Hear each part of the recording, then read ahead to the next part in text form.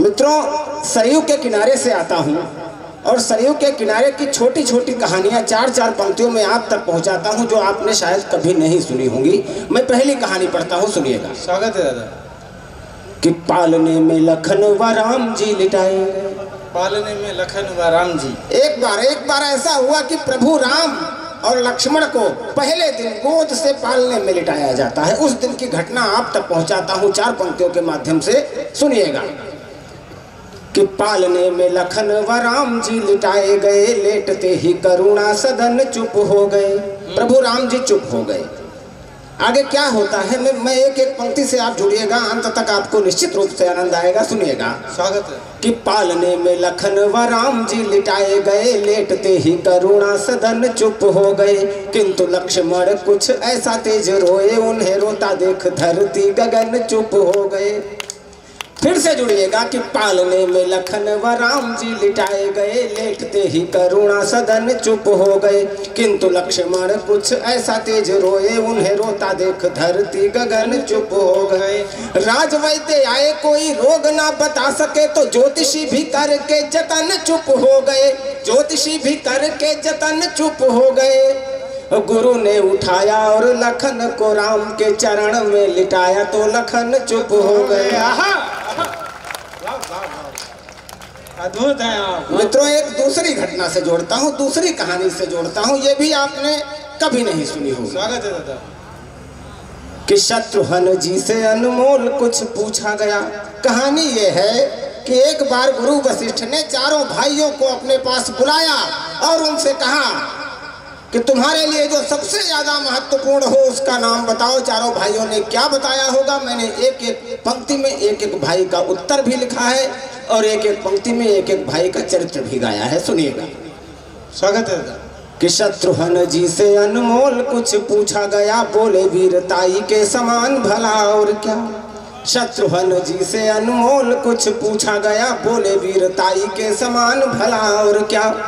लखन से पूछा गया, लखन ने ऐसा कहा, मेरी सीता माई के समान भला और क्या। राम जी से पूछा गया, राम मुस्काए, बोले जग की भलाई के समान भला और क्या। जग की भलाई के समान भला और क्या। भरत के नयनों से गिर के दो आंसू, बोले दुनिया में भाई के समान भला।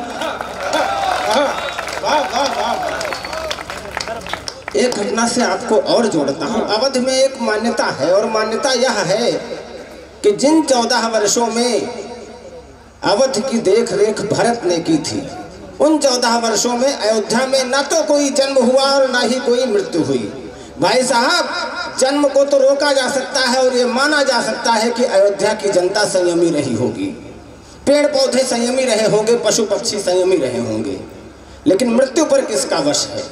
उन 14 वर्षों में किसी की मृत्यु क्यों नहीं हुई, मैंने एक कारण दिया है, अंतिम पंक्ति में वह कारण है, लेकिन वह कारण जानने के लिए आपको 3 पंक्तियों की यात्रा मेरे साथ करनी पड़ेगी, सुनिएगा।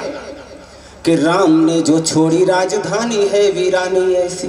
14 वर्षों में किसी की मृत्यु क्यों नहीं हुई, कि राम ने जो छोड़ी राजधानी है वीरानी ऐसी, धरती को कोई यहाँ धानी करता नहीं। राम ने जो छोड़ी राजधानी है वीरानी ऐसी। पूरे देश ने जाना कि प्रभु राम क्या हैं, लेकिन उन 14 वर्षों में हम अवध वालों की स्थिति क्या थी, मैं पढ़ता हूँ 4 पंक्तियाँ। कि राम ने जो छोड़ी राजधानी है वीरानी ऐसी, धरती को कोई यहाँ धानी करता नहीं। आता नहीं मलय समीर भी अवध और, बादल भी सरजू से पानी भरता नहीं। राम की निशानी भले रखी है सिंहासनों पे, भगवान भी हमारा दुख हरता नहीं। प्राण तो चले गए हैं एक बार राम संग, दुनिया में कोई भी दोबारा मरता नहीं। मैं 4 पंक्तियां और पढ़ता हूँ, थोड़ा सा विषय परिवर्तन करता हूँ, और ये मेरी पूजा की पंक्तियां हैं। लगभग प्रत्येक मंच पर मैं इनसे ही काव्य पाठ प्रारंभ करता हूँ। यह रामलीला का मंच था, इसलिए ये छंद पढ़ने पड़े, पढ़ता हूँ। कि शत्रु के लहू से केश धोएगी जो द्रौपदी, और यह मानते हुए कहता हूं कि सम्मुख बैठे एक एक व्यक्ति को रामायण और महाभारत की बेसिक जानकारी है। सुनिएगा, स्वागत है दादा। कि शत्रु के लहू से केश धोएगी जो द्रौपदी, तो कोई युद्ध द्रौपदी के केस से बड़ा नहीं। बहुत सुंदर छंद है। शत्रु के लहू से केश धोएगी जो द्रौपदी, तो कोई युद्ध द्रौपदी के केस से बड़ा नहीं।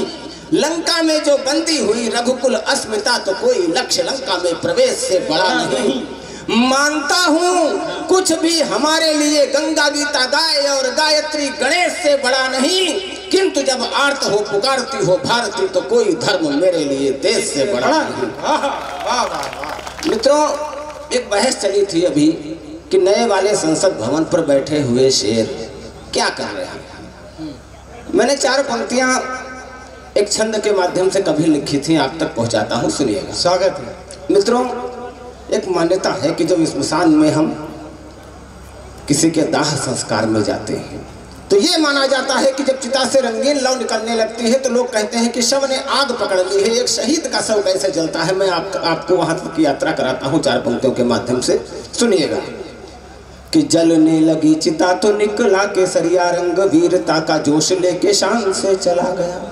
एक शहीद की चिता से रंग कैसे बाहर आ रहे हैं कि जलने लगी चिता तो निकला केसरिया रंग, वीरता का जोश लेके शान से चला गया।